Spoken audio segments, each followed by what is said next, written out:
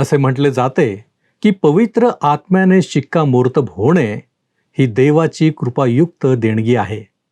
ही केवळ एक प्रतिकात्मक कृती नाही, तर एक वास्तविक आणि परिवर्तनकारी अनुभव आहे. काय आपला देखील हाच अनुभव आहे?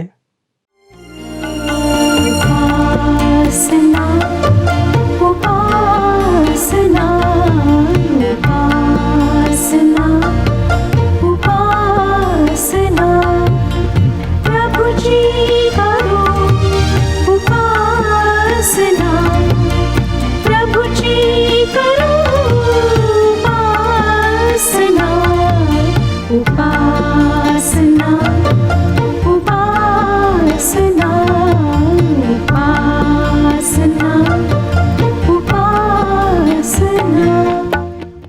प्रिय बंधू आणि भगिनींनो, आपला तारणारा प्रभू येशू ख्रिस्त याच्या सामर्थ्यवान नावात आपणा सर्वांचे उपासना कार्यक्रमात हार्दिक स्वागत. प्रियांनो, शिक्कामोर्तब होणे किंवा चिन्हांकित होणे या गोष्टी कदाचित आपणास ठाऊक असतील. कोणत्याही महत्त्वाच्या दस्तऐवजांवर शिक्का मारला जातो, ज्यामुळे त्या कागदपत्रांची सत्यता मान्य केली जाते.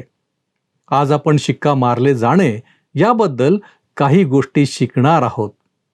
हा शिक्का कोण आणि कोणावर मारणार आहे, त्याची आवश्यकता काय आणि त्याद्वारे काय लाभ, या सर्व गोष्टी आपण आजच्या अध्ययनात पाहणार आहोत. तर मग चला प्रियांनो, आपण आपल्या अध्ययनाची सुरुवात करूया. श्रोत्यांनो, आम्ही इफिस्करास पत्र ह्याच्या पहिल्या अध्यायाचे अध्ययन करीत आहोत. 12 वचनांपर्यंत अध्ययन आम्ही पूर्ण केले आहे.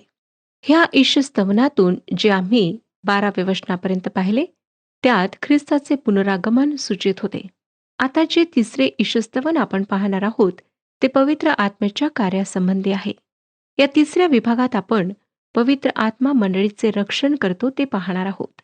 पवित्र आत्म्याचे कार्य पाहत असताना 3 गोष्टी आमच्या लक्षात येतील. त्या म्हणजे पवित्र आत्मा आम्हाला पुनर्जीवित करतो, तो आमचा आश्रयस्थान आहे आणि तो आमच्या जीवनाला सत्यता किंवा खरेपण देतो. आता आपण पवित्र आत्म्याचे पहिले कार्य म्हणजे पुनरुज्जीवनाचे कार्य पाहूया. इफिस्करास पत्र पहिला अध्याय 13वे वचन. तुम्हीही सत्याचे वचन म्हणजे तुमच्या तारणाविषयीची सुवार्ता ऐकून घेतल्यानंतर त्याच्यावर विश्वास ठेवला आणि त्याने देऊ केलेल्या पवित्र आत्म्याचा तुम्हावर त्याच्या ठायी शिक्का मारण्यात आला आहे. माझा विश्वास आहे की हा विभाग पवित्र शास्त्रातील फार सुंदर भागांपैकी एक आहे. कोणी असे म्हणेल की या ठिकाणी पुनर्जीवनाविषयी तो काही उल्लेख करीत नाही. तसे नाही श्रोत्यानो, पवित्र आत्म्याच्या पुनर्जीवनाच्या कार्याचा उल्लेख या ठिकाणी आहे, परंतु तो फार सुंदर रीतीने झाला आहे. कारण आता आपण देवाच्या कार्यापासून पवित्र आत्म्याच्या कार्याकडे जात आहोत. देवाचे कार्य हे आमच्यासाठी आहे व पवित्र आत्म्याचे कार्य आमच्या मध्ये आहे. आम्ही देवाच्या आमच्यासाठीच्या कार्यापासून पवित्र आत्म्याच्या आमच्यामधील कार्याकडे जात आहोत. देवाने मंडळीची केलेली योजना आणि मंडळीची खंडणी भरून सुटका करण्याचे प्रभू येशूचे कार्य, ही दोन्ही कार्ये वस्तुनिष्ठ आहेत. पवित्र आत्म्याचे मंडळीच्या संरक्षणाचे कार्य मात्र वेगळे आहे, कारण ते व्यक्तिनिष्ठ आहे. ते आमच्यामध्ये होणारे कार्य आहे. या पुनरुज्जीवनाच्या व नूतनीकरणाच्या कार्यात पवित्र आत्मा पापी व्यक्तीला सुवार्ता ऐकून त्यावर विश्वास ठेवण्यास भाग पाडतो आणि त्याला देवाचा पुत्र किंवा देवाची कन्या बनवतो. प्रभू येशूने म्हटले, तुमचा नव्याने जन्म व्हायला हवा. म्हणजे कशा प्रकारे नवीन जन्म व्हायला हवा? या प्रश्नाचे उत्तर योहानाने योहान कृष्णवर्तमान पहिला अध्याय 12व्या वचनात दिले आहे. तो म्हणतो, जितक्यांनी त्याचा स्वीकार केला तितक्यास, म्हणजे त्याच्या नावावर विश्वास ठेवणाऱ्यास त्याने देवाची मुले होण्याचा अधिकार दिला. आमचा नवीन जन्म होण्यासाठी आपण एकच साधी गोष्ट करायला हवी, ती म्हणजे आम्ही त्याच्या नावावर विश्वास ठेवायला हवा. पॉल म्हणतो, तुम्हीही खरेपणाचे वचन, तुमच्या तारणाचे शुभवर्तमान ऐकल्यानंतर आशा ठेवली आणि त्याच्या नावावर विश्वास ठेवून त्याने देऊ केलेल्या पवित्र आत्म्याचा तुम्हावर त्याच्या ठायी शिक्का मारण्यात आला आहे. ऐकणे म्हणजे नुसते एखादा शब्द किंवा वाक्य किंवा आवाज कानावरून जाणे नाही, तर आपल्या आकलनासह, समजासह ऐकणे. करिंथकरास पहिले पत्र पहिला अध्याय 23 आणि 24 या वचनांमध्ये पॉल म्हणतो, आम्ही वधस्तंभावर खेळलेला ख्रिस्त गाजवतो. हा यहुद्यास अडखळण व हेलेन्यास मूर्खपण आहे.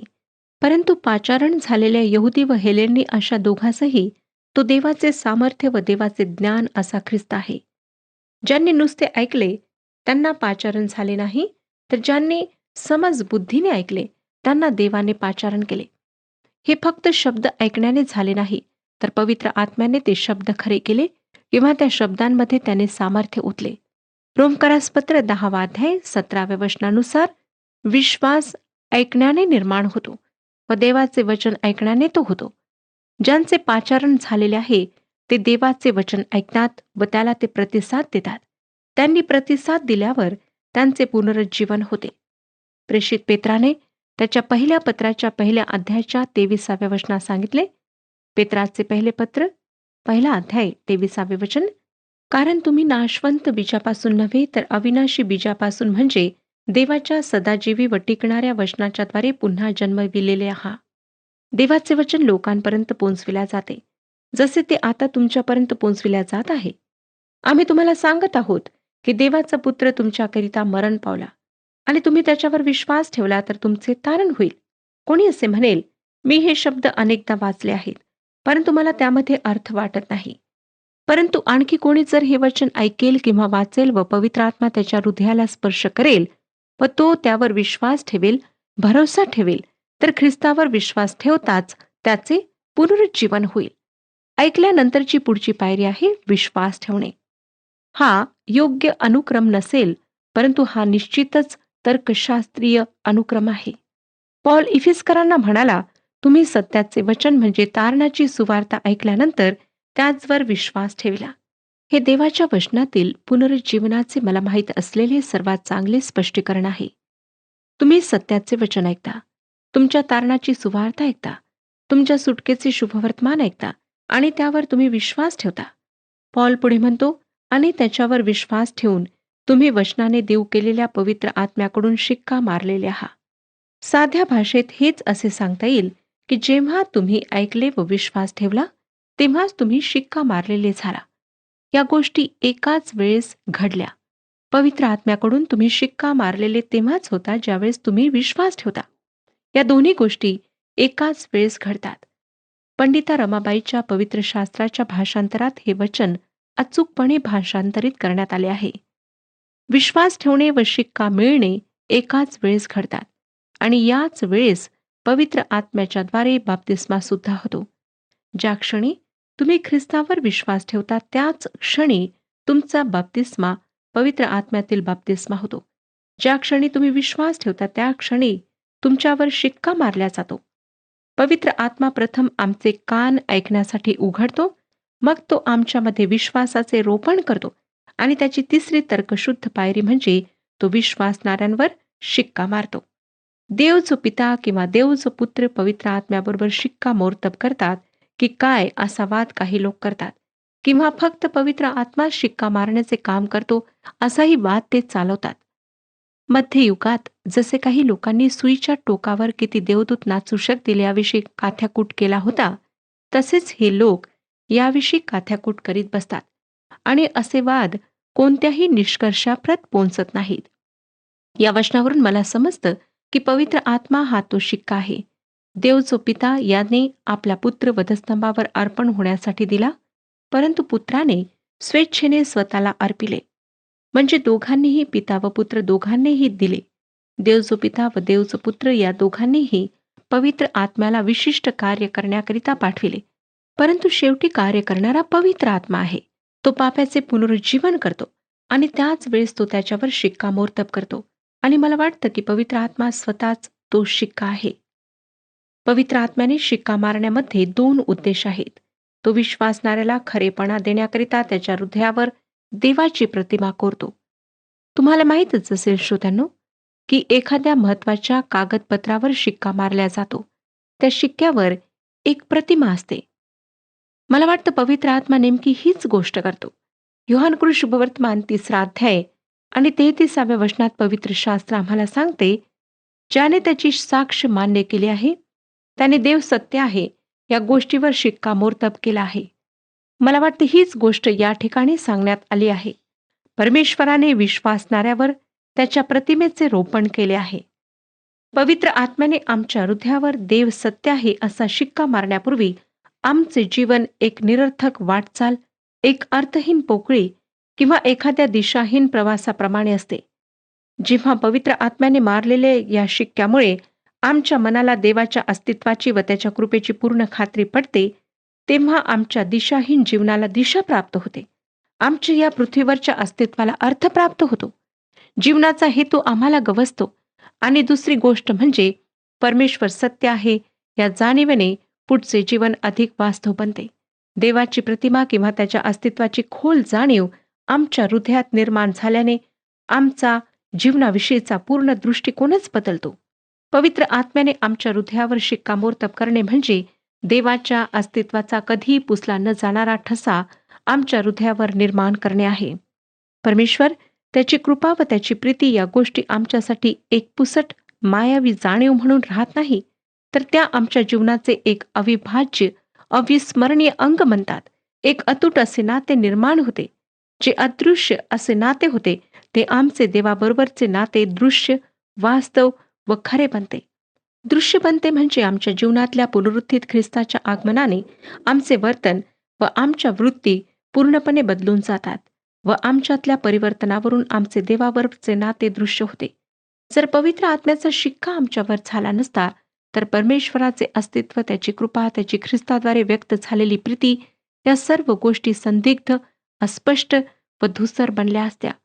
परंतु आमच्या हृदयावरच्या पवित्र आत्म्याच्या शिक्क्यामुळे आम्हाला खात्रीने माहीत आहे की देव आहे, तो प्रेम स्वरूप आहे व त्याने आपले मानवावरचे प्रेम व्यक्त करण्यासाठी स्वतःच्या पुत्राचे बलिदान केले व जे त्याचा शोध कसून घेतात त्यांना तो सापडतो. जे त्याच्याजवळ विश्वासाने येतात त्यांना तो मागे परत पाठवित नाही. पवित्र आत्म्याच्या शिक्क्याने ही वास्तवता आमच्या जीवनाला जोडल्या जाते व या वास्तवतेमध्ये आमच्या पूर्ण जीवनाचे परिवर्तन करण्याचे सामर्थ्य आहे.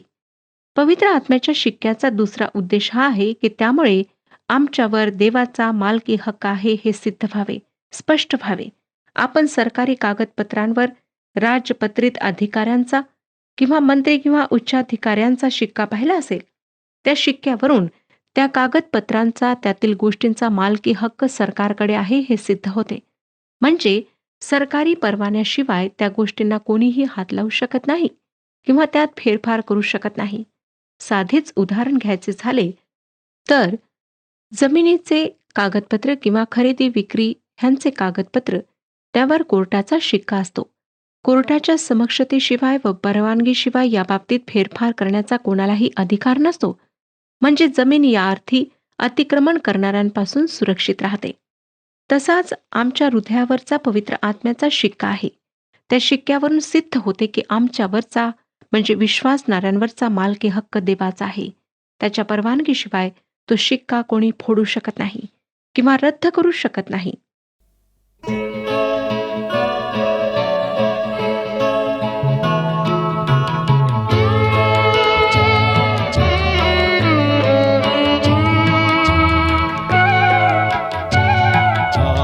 जीव तुझ साठीच रे ख्रिस्ता, आता स्वीकारून घे मला.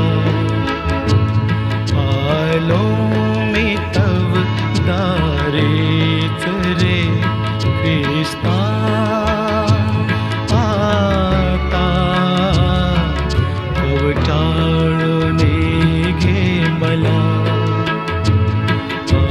जीव तुझ साठीच रे.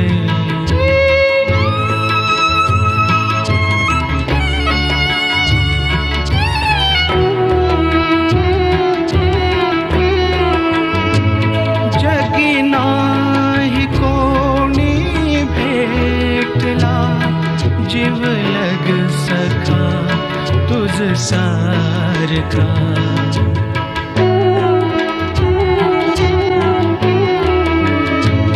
जगी नाही कोणी भेटला जीवलग सखा तुझ सारखा. भारावणे मन जाई रे ख्रिस्ता,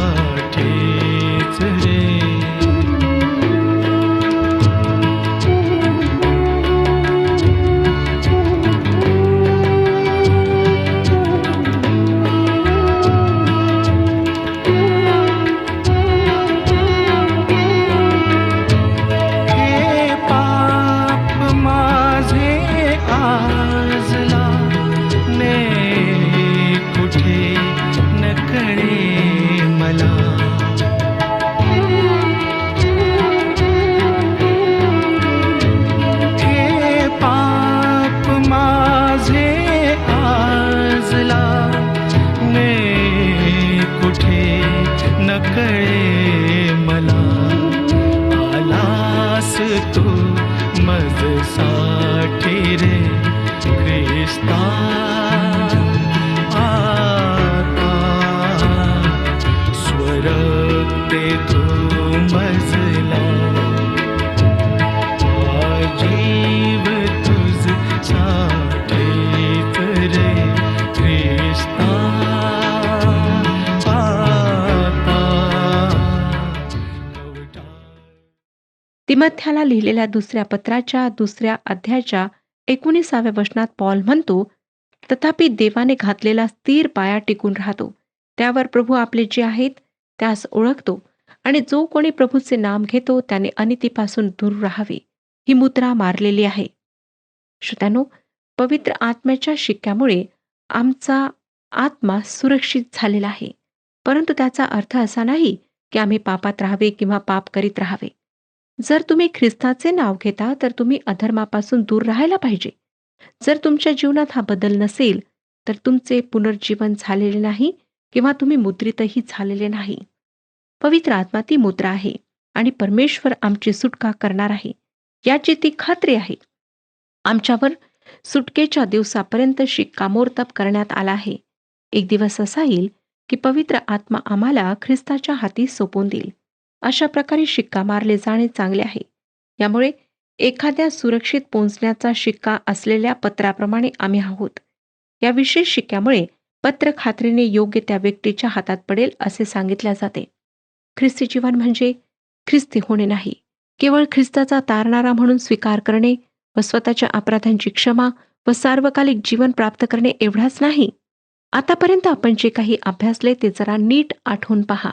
ख्रिस्ती जीवन फार अर्थपूर्ण आहे. त्याला विशिष्ट असा हेतू आहे. देवाने जगाच्या स्थापनेपूर्वी विश्वासणाऱ्यांना निवडले, पुत्रत्वाचे हक्क प्राप्त होण्यासाठी त्यांना आगाऊ नेमले, स्वर्गातील सर्व आध्यात्मिक आशीर्वाद देऊन त्यांना आशीर्वादित केले, त्यांना येशू ख्रिस्ताच्या पवित्र रक्ताने पापापासून खंडून घेतले, त्यांना मुक्ती म्हणजे त्यांच्या अपराधांची क्षमा दिली. एवढेच नाही तर त्यांना ख्रिस्ताबरोबर स्वर्ग राज्याचे वतनदारही बनवले. त्यांना स्वतःच्या इच्छेचे गुज कळवले आणि त्यांचे संरक्षण व्हावे, त्यांच्यावर मालकी हक्क सिद्ध केला जावा यासाठी त्यांच्यावर पवित्र आत्म्याचा शिक्काही मारला. एवढे समृद्ध, गहन, अर्थपूर्ण असे हे ख्रिस्ती जीवन आहे. त्यात शांती, आनंद व विपुल जीवन यांचा देखील समावेश आहे व जीवनाचा जो उगम आहे त्या येशू ख्रिस्तापासून सुरू होणारे हे जीवन आहे. श्रोतांनो, कदाचित आतापर्यंत तुम्ही या जीवनाचा खरा आनंद लुटला नसेल. परमेश्वराची पवित्र समक्षता, त्याची प्रीती यांचा मधुर अनुभव तुम्हाला मिळाला नसेल. ख्रिस्ती जीवनातली सोप्यातली सोपी गुजे तुम्हाला अजून उकलली नसतील, कारण कदाचित अजूनही तुम्ही पापाच्या बंधनात असाल. परंतु पाप व मृत्यू यांच्यावर विजय मिळवणाऱ्या ख्रिस्ताच्याद्वारे तुम्हाला या सर्व गोष्टी अनुभवायस येतील. तुम्ही त्याला साथ घाला, तो तुम्हाला प्रतिसाद देईल. आम्ही 13व्या वचनात वाचले की जेव्हा आम्ही सुवार्तेवर विश्वास ठेवला त्याच वेळेस आम्हावर पवित्र आत्म्याने शिक्का मारला. या शिक्क्याचे 2 हेतू आहेत. पहिला हा की परमेश्वराची प्रतिमा या शिक्क्याद्वारे आमच्या हृदयावर ठसवणे व आमच्या विश्वासाला वास्तव बनवणे, आणि दुसरा हेतू हा की परमेश्वराच्या आमच्यावरच्या मालकी हक्काला पक्के करणे. याद्वारे आमच्या आत्म्याचे संरक्षण केले जाते. एक दिवस असा येईल श्रोतांनो की पवित्र आत्मा आम्हाला ख्रिस्ताच्या हाती सोपवून देईल. पवित्र आत्म्याची आमच्यावरची मुद्रा म्हणजे एक दिवस आम्ही ख्रिस्ताच्या हातात सुखरूप पोहोचवल्या जाऊ, ही खात्री होय. मंडळीच्या संरक्षणाविषयी असलेल्या पवित्र आत्म्याच्या 3ऱ्या व शेवटच्या कार्याविषयी आपण आता माहिती पाहणार आहोत.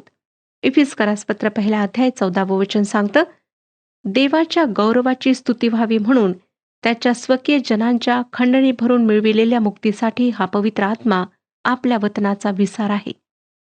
विसार म्हणजे एखादी वस्तू खरेदी करण्यासाठी दिलेली आगाऊ रक्कम किंवा अमानत. तुमची मालमत्ता राखून ठेवण्यात यावी असा त्याचा अर्थ आहे. तसेच अजून पैसे देण्यात येतील असाही त्याचा अर्थ होतो. पवित्र आत्मा आमचा विसार आहे. तो एक शपथपत्र म्हणून देण्यात आलेला आहे, हे सांगण्यासाठी की आणखीन आध्यात्मिक आशीर्वाद देण्यात येणार आहेत. आम्ही आधीच पाहिले की आम्हाला वतन देण्यात येणार आहे, आम्हाला वारसा देण्यात येणार आहे आणि आणखीनही काही आम्हाला मिळणार आहे याची पवित्र आत्मा खात्री आहे किंवा पवित्र आत्मा त्याचे शपथपत्र आहे. आणि हे सर्व देवाच्या महिम्याची स्तुती होण्याकरिता आहे. या पहिल्या अध्यायातील हे तिसरे ईशस्तवन आहे. त्रैक्यातील प्रत्येकाच्या कार्याची माहिती दिल्यानंतर पॉल ईशस्तवन करतो. या ठिकाणी तो पवित्र आत्म्याविषयी ईशस्तवन करतो. पवित्र आत्मा आमचे पुनर्जीवन करतो, तो आमचा आश्रय बनतो, तो आमच्यावरची मुद्रा बनतो आणि आम्हाला वास्तवता देतो. या गौरवी सत्यामुळे साहजिकच पौलाला ईशस्तवन करावेसे वाटते. जितका आम्ही पवित्र शास्त्राचा सखोल अभ्यास करतो, तितका परमेश्वराच्या आमच्यावरच्या कृपेचा आम्हाला अधिक अनुभव येतो. त्याने आम्हा विश्वासणाऱ्यांकरिता ज्या महान, गूढ व गहन गोष्टी केल्या आहेत, त्या अत्यंत मौल्यवान व आमच्या आकलनापलीकडच्या आहेत. आणि आम्ही जितके परमेश्वराच्या समक्षतेत जाऊ, तितक्या या गोष्टी आमच्यासाठी मौल्यवान व वास्तव बनतात व आम्हाला केवळ देवाची अनंत कृपा व स्वतःचे अपराधीपण दिसून येते. खरोखर या महान व जिवंत, अत्यंत सामर्थ्यशाली, पवित्र व न्यायी परमेश्वराने तुमच्यावर व माझ्यावर एवढी प्रीती करावी इतकी आमची पात्रता नाही. हे सर्व तो आपल्या कृपेच्या, आपल्या महिम्याच्या स्तुतीकरिता करतो. त्याला खरोखर मान, महिमा, गौरव व सन्मान सदा सर्वकाळ असो. देवाच्या या सर्व कृपेचे वर्णन केल्यानंतर साहजिकच त्याला प्रार्थनेची प्रेरणा होते. इफिसकरास पत्र याच्या पहिल्या अध्यायातील 15 पासून पुढच्या काही वचनात पौलाने काय प्रार्थना केली ते आपण आता पाहणार आहोत. पौलाने इफिसकरांच्या वतीने ज्ञान व सामर्थ्य यांच्यासाठी प्रार्थना केली. इफिसकरास पत्र पहिला अध्याय 15 आणि 16 वचने. म्हणून तुमच्या ठायी असलेला प्रभू येशूवरचा विश्वास आणि सर्व पवित्र जनांसंबंधाने तुम्ही व्यक्त केलेली प्रीती याविषयी ऐकून मीही तुम्हासाठी आभार मानण्यात खंड पडू देत नसतो. मी आपल्या प्रार्थनांमध्ये तुमची आठवण करून असे मागतो. श्रोत्यानो, ह्या ठिकाणी आम्हाला दिसतं की इफिसमधील मंडळी तिच्या विश्वासाबद्दल व प्रीतीबद्दल प्रसिद्ध होती. या लोकांसाठी प्रीती हे फक्त एक घोष वाक्य नव्हते किंवा एखादे बोधवाक्य नव्हते. पवित्र जनांद्वारे व्यक्त होणारे खरे प्रेम त्यांच्यात होते. ते त्यांच्या प्रभू येशूवरील विश्वासावर आधारित होते. ही मंडळी अत्यंत उच्च पातळीवर, म्हणजे आध्यात्मिक जीवनाच्या उच्च पातळीवर असलेली मंडळी होती. तुम्हाला आठवतच असेल श्रोत्यानो की प्रकटीकरणाच्या पुस्तकात ही मंडळी सुरुवातीच्या मंडळीचे सर्वात सुंदर रूप प्रदर्शित करणारी आहे. या लोकांच्या विश्वास व प्रीतीकरिता पॉल देवाचे आभार मानतो. सर्वसाधारणपणे नेहमीच संकटे, दुःखे, आजारपण, त्रास या गोष्टी आम्हाला प्रार्थना करण्यास प्रेरणा देतात. लोकांनी मला एका मंडळीसाठी प्रार्थना करण्याची विनंती अशातच केली, कारण ही संकटात आहे. या मंडळीत बंधूंमध्ये परस्पर प्रीती उरलेली नाही. एकमेकांविषयी ते कुजबूज करतात. पवित्र शास्त्राच्या अभ्यासाला प्रथम स्थान देण्यात येत नाही. मी या मंडळीवर प्रीती करते व त्यांच्याकरिता प्रार्थना करते, परंतु नेहमी नकारात्मक गोष्टी आम्हाला प्रार्थना करण्याची प्रेरणा देतात. ही गोष्ट दुःखदायक आहे. पॉल नेहमीच चांगल्या गोष्टींमुळे प्रार्थना करण्यास प्रेरित झाला. जेव्हा तुम्ही देवाच्या एखाद्या लेकराविषयी काही चांगले ऐकता, तेव्हा त्याच्याबद्दल व ज्या प्रकारे देव त्याचा उपयोग करून घेत आहे त्याबद्दल देवाचे आभार मानण्याची तुम्हाला इच्छा होते काय? त्याबद्दल देवाची उपकारस्तुती प्रार्थना तुम्हाला करावीशी वाटते काय? एखाद्या पवित्र शास्त्राचे शिक्षण देणाऱ्या मंडळीविषयी, तेथे असलेल्या आशीर्वादित पाळकाविषयी व तेथील सुवार्ता प्रसाराविषयी तुम्ही ऐकता, तेव्हा गुडघ्यांवर येऊन तुम्ही देवाचे आभार मानता काय? श्रोत्यानो, बऱ्याचदा आम्ही किराणा मालाची यादी जशी किराणेवाल्याला देतो, तशी मागण्यांची यादी आम्ही परमेश्वराला देतो. हे देवा, असे कर, तसे कर, मला हे हवे, ते हवे, असं आम्ही देवाच्या मागे तगादा लावतो की नाही? परमेश्वर काही निरोप्या नाही. तुम्ही त्याचे कधी आभार मानता काय? मला वाटतं की आम्ही उपकारस्तुतीच्या प्रार्थना अधिक करायला हव्यात. तुम्ही जर एखाद्या व्यक्तीसाठी काही केले तर त्या बदल्यात काही मागत नसालही, पण त्या व्यक्तीने कुठेतरी किंचित का होईना कृतज्ञ असावे असे तुम्हाला वाटते ना? कृतज्ञता नसली तरी कमीत कमी ऋण निर्देश, एक छोटीशी जाणीव त्या व्यक्तीजवळ असायला हवी असे तुम्हाला वाटते की नाही? मग आम्ही देवाचे कित्येकदा आभार मानायला हवेत, कारण त्याचे आमच्यावरचे उपकार अनंत आहेत. स्तोत्रकर्ता स्तोत्रसंहिता 139 अध्याय 17 आणि 18 वचनांमध्ये म्हणतो, तर हे देवा, तुझे संकल्प मला कितीतरी मौल्यवान आहेत. त्यांची संख्या कितीतरी मोठी आहे. ते मी गणू लागलो तर संख्येने ते वाळूपेक्षा बहुत आहेत. होय श्रोत्यानो, देवबापाने आमच्याकरिता केवळ त्याचा पुत्रच दिला नाही, तर त्याने आपला कैवारी व सत्याचा आत्मा आम्हाला दिला व स्वर्गातील सर्व आध्यात्मिक आशीर्वादांनी त्याने आम्हाला आशीर्वादित केले. एवढेच नव्हे तर आमच्या दैनंदिन जीवनात तो आमच्यावर कृपेवर कृपा करीत राहतो. या सर्व त्याच्या दयेच्या कृत्यांबद्दल आम्ही त्याची उपकार स्तुती करायला हवी. परमेश्वर आपणा सर्वांस आशीर्वाद देऊ.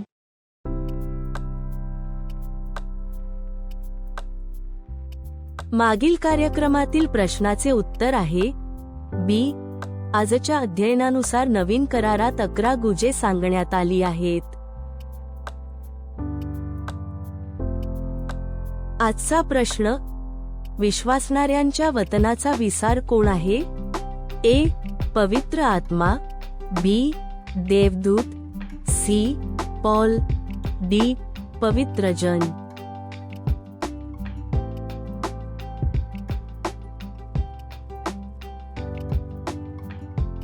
प्रियांनो, या प्रश्नाचे उत्तर उद्या सकाळी 6 वाजण्याच्या आधी पर्याय ए, बी, सी किंवा डी लिहून आपले नाव, पत्ता आणि ठिकाण यासोबत मोबाईल नंबर 7021474742 वर SMS किंवा व्हॉट्सॲप करा. प्रियांनो, आपण पाहिले की पवित्र आत्म्याने शिक्कामोर्तब होणे हे देवाच्या प्रेमाचे आणि विश्वासणाऱ्यांसाठी संरक्षणाचे एक गहन आणि सुरक्षित वचन आहे. याद्वारे विश्वासणाऱ्यांना देवाचे स्वतःचे म्हणून चिन्हांकित केले जाते आणि त्यांच्या सार्वकालिक वारशाची हमी देण्यात येते. या शिक्का मारले जाण्याद्वारे विश्वासणाऱ्यांच्या देवाशी असलेल्या नातेसंबंधाच्या अनेक पैलू सूचित होतात. प्रियांनो, आम्ही देवाचे स्वतःचे आहोत असे आम्हाला वाटते काय? पवित्र आत्मा आमचा विसार आहे हे आम्ही जाणले आहे काय? आपण प्रार्थना करूया.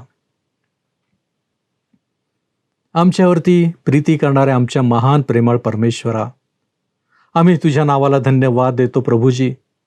तुझ्यामुळं आमचं जीवन हे आशीर्वादित होत आहे आणि म्हणूनच प्रभू परमेश्वर दे बाप्पा, आम्ही तुझ्यावरती विसंबून राहावं, आम्ही तुझ्याशी विश्वासानं वागावं, बोलावं, चालावं, यासाठी विशेष करून प्रभूजी तुझी कृपा आम्हाला हवी आहे. कारण बाप्पा, तुझ्याशिवाय आमचं जीवन हे अपूर्ण असं आहे. परंतु प्रभूजी, तुझी इच्छा आहे की आम्ही तुझी लेकरं या नात्याने तुझ्यामध्ये अधिक वाढावं. होय बाप्पा, ही तुझी इच्छा परिपूर्ण करण्यासाठी प्रभूजी आम्हा प्रत्येकाला तुझ्या विश्वासामध्ये तू दृढ असं कर. आम्ही आमचं लक्ष तुझ्याकडे लावलेलं आहे. तारणारा प्रभू येशू ख्रिस्त याच्या गोड आणि गौरवी नावात ही प्रार्थना करतो म्हणून तू ऐक. आमेन. आत्म्याने दीन व्हा आणि स्वर्ग राज्याचे वाटेकरी व्हा. प्रभू आपणास सहाय्य करो.